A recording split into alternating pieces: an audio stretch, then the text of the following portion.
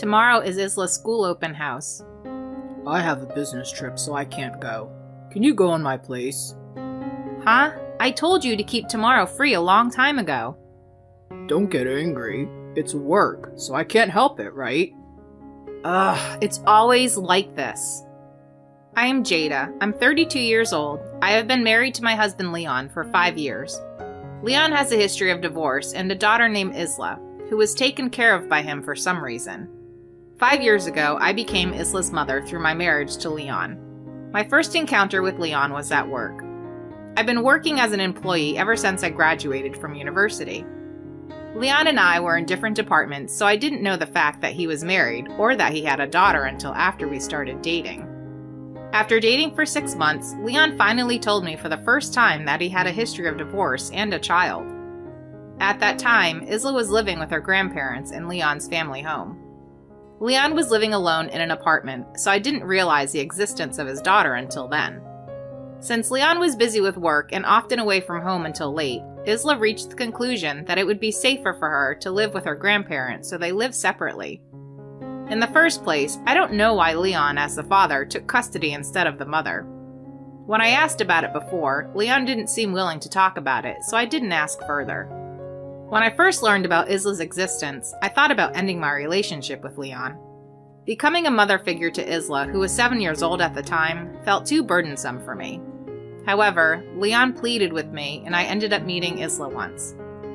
Isla, I was certain, wouldn't accept me as her father's new spouse, and she probably wouldn't even make eye contact with me, or so I had anticipated. However, Isla unexpectedly warmed up to me. I still remember that face calling my name with a smile.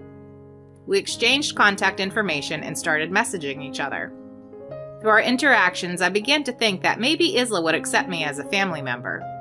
And 1 year after our first meeting with Isla, Leon and I decided to get married. After our marriage, Isla moved out of her grandparents' house and started living with us.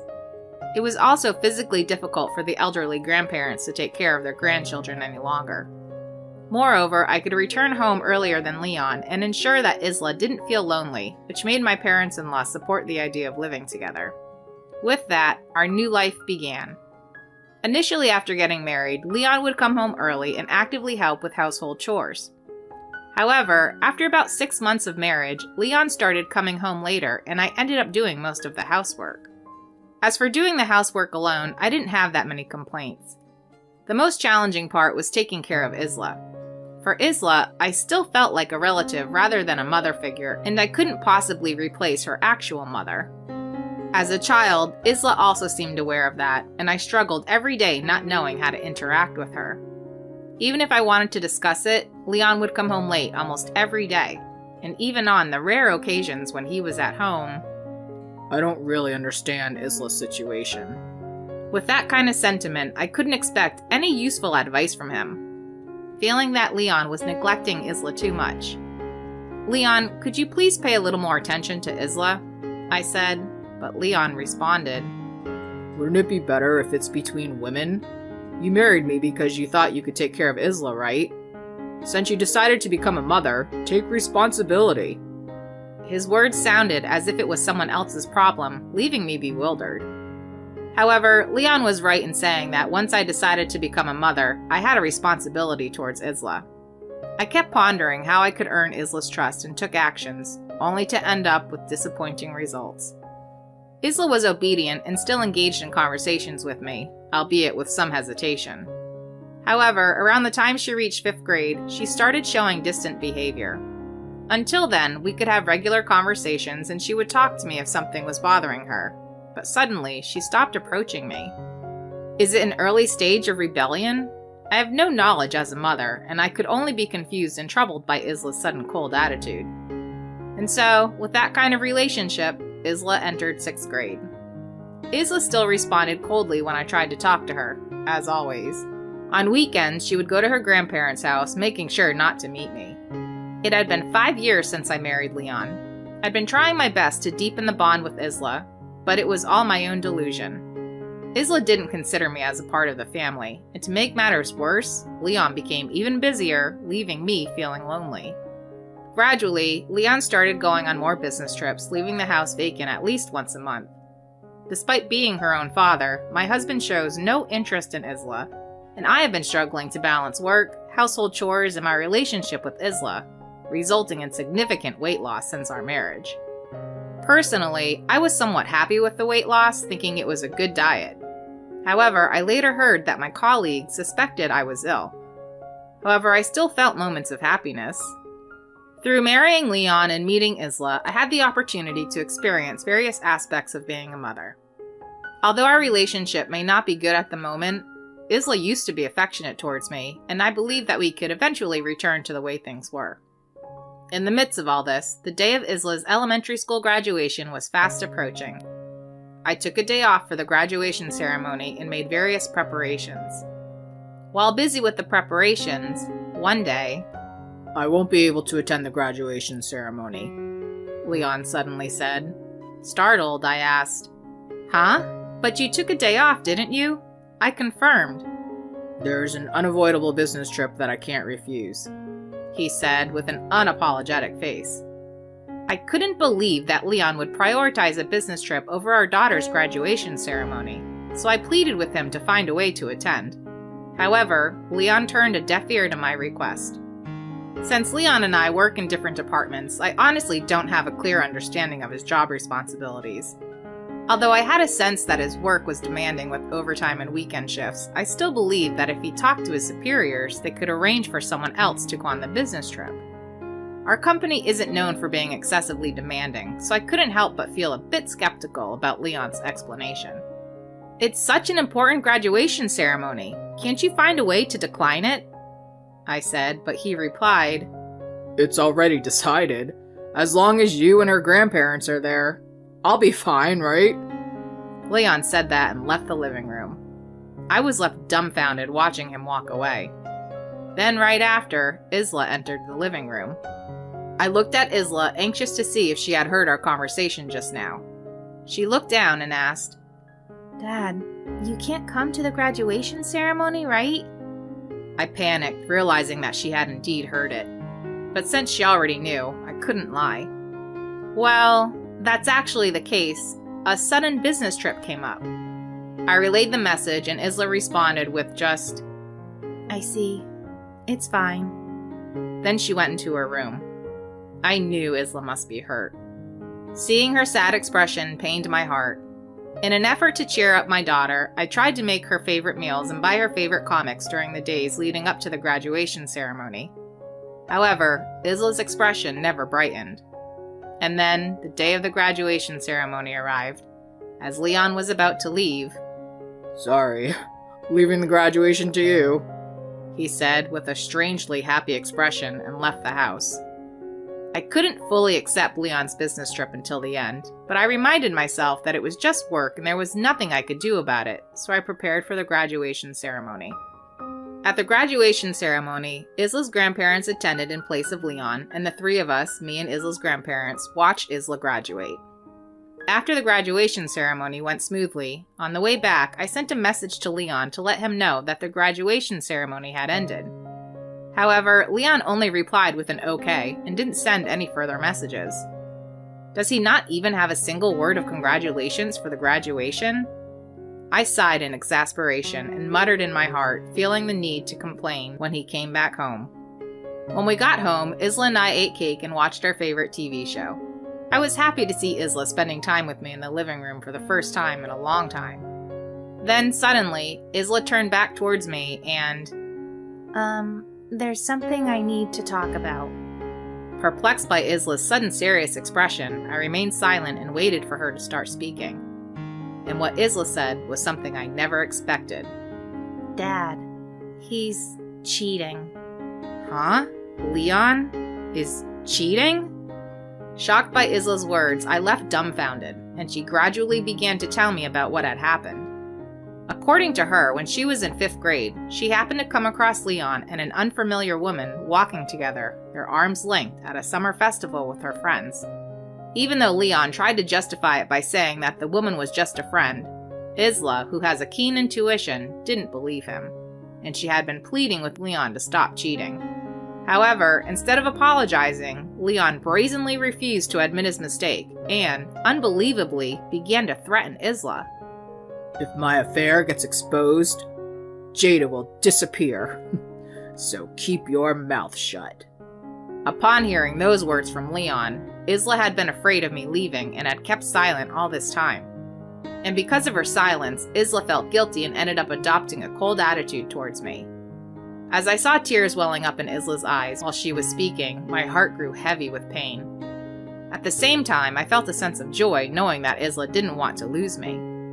Looking back, I realized that Isla had started being distant since she was in 5th grade. I couldn't help but feel sorry for not noticing the pain she went through without being able to say anything. I embraced Isla, who was holding back tears with a sense of regret.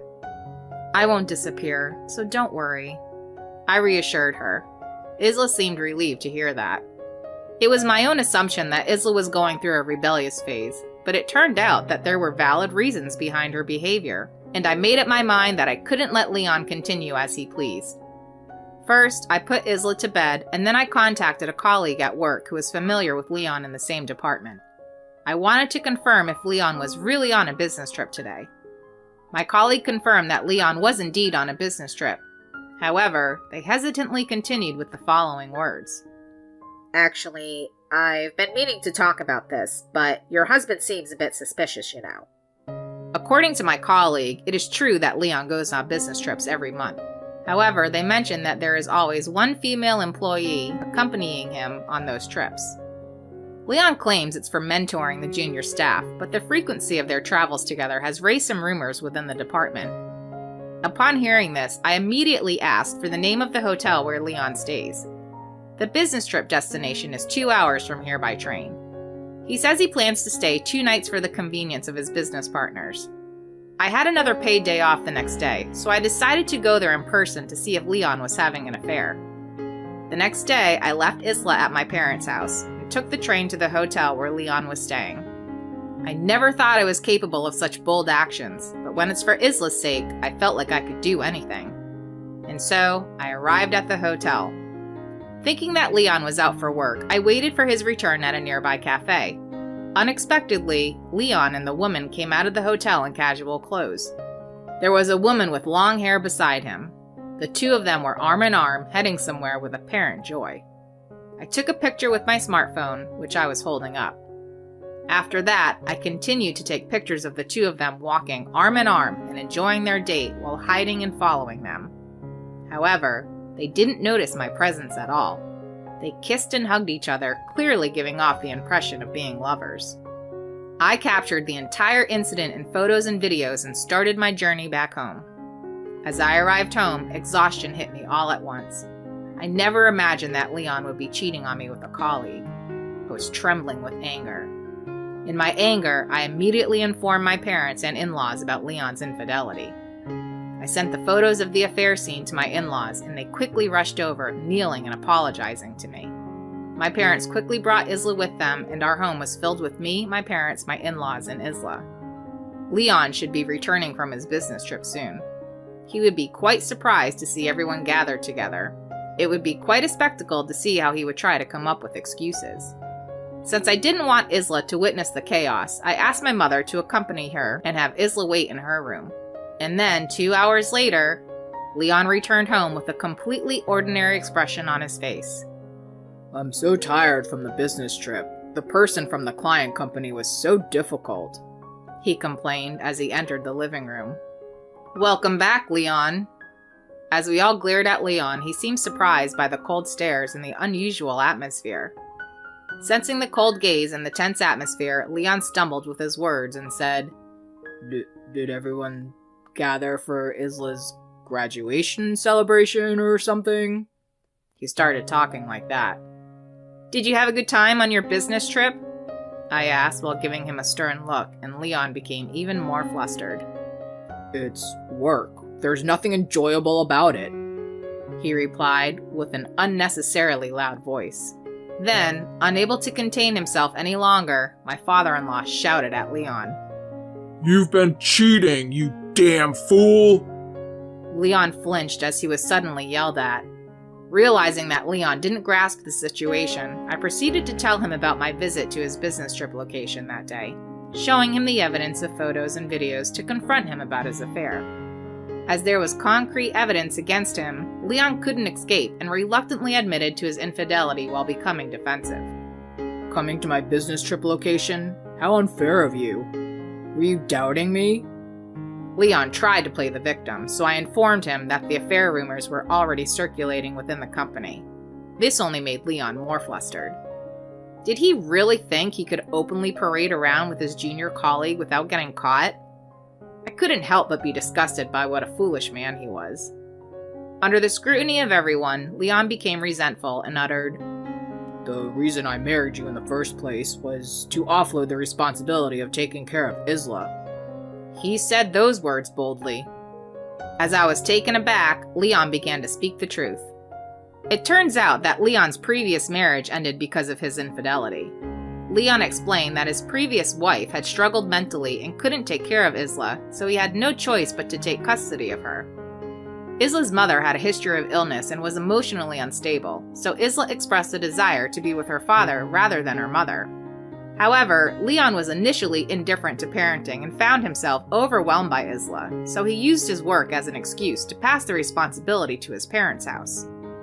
However, perhaps due to concerns about societal perception of living separately from his daughter, Leon came up with the idea of remarrying to secure a woman who would take care of Isla.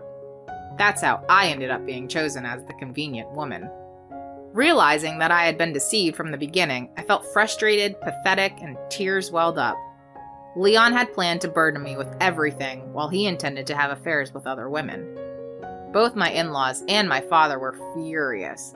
They yelled at Leon, and my father-in-law even held Leon's head down while making him apologize. Despite everything, I couldn't stop crying, and as I lay on the floor, Isla came out of her room and embraced me. "Mom, please don't cry." I was surprised when Isla called me Mom. Ignoring my frozen state, Isla glared at Leon and said, "To cheat again? That's despicable." Even Leon, faced with his daughter's words, seemed unable to respond. While holding Isla tightly, I confronted Leon with a demand for a divorce. Leon exclaimed, Please, spare me the divorce. What about Isla's well-being? His self-centered statement, even at this point, filled me with disgust. Naturally, I intended to take custody of Isla. Looking into Isla's eyes, I asked, "What do you want, Isla?" Isla replied, "I want to go with Mom." Leon was easily discarded by Isla, and he seemed to be shocked by it. After hardly taking care of her all this time, did he actually think he would be chosen? I informed the shocked Leon that I would be seeking compensation from him. Regarding custody, it would be difficult for me to obtain it. However, my in-laws convinced Leon and we reached an agreement that he would provide child support. As a result, I and Isla were able to live together successfully. I was also able to receive compensation from the affair partner, and since I am working myself, I'm not financially struggling. Due to my report of Leon's affair to the HR department, both Leon and his affair partner were transferred to different departments. Furthermore, news of the affair somehow leaked, and the affair partner was seen with disapproval by those around her, losing her place and eventually resigning. Leon, as a man who abandoned his daughter for another woman, has also lost trust and is not doing well on his job. Next month, he is scheduled to be transferred to a small regional branch, as indicated in the notice. I am encouraged by my colleagues and receive support and advice on parenting, and I am doing my best as a mother. Isla, who is already in middle school, helps me by cooking dinner or assisting with laundry when I have to work late. Both my in-laws and my parents have been helping me, and despite the challenges, we are leading a fulfilling life. However, I sometimes worry if Isla feels lonely, or if she is truly happy living with just me. But when I see Isla enjoying herself and not showing any signs of missing her father, even after he's gone, I feel that we made the right decision. Since then, Isla has gradually started calling me Mom. Although we are not biologically related, I want to build a genuine parent-child relationship from now on.